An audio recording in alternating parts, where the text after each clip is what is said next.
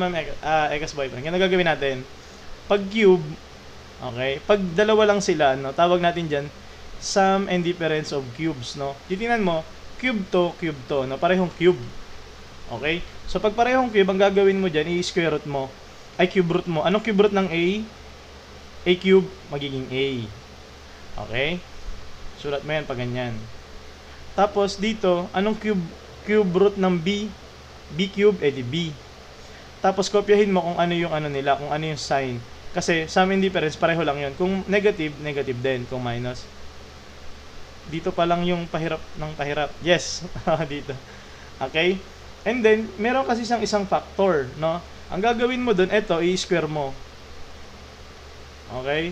Tapos, ito naman, ipag-multiply mo sila.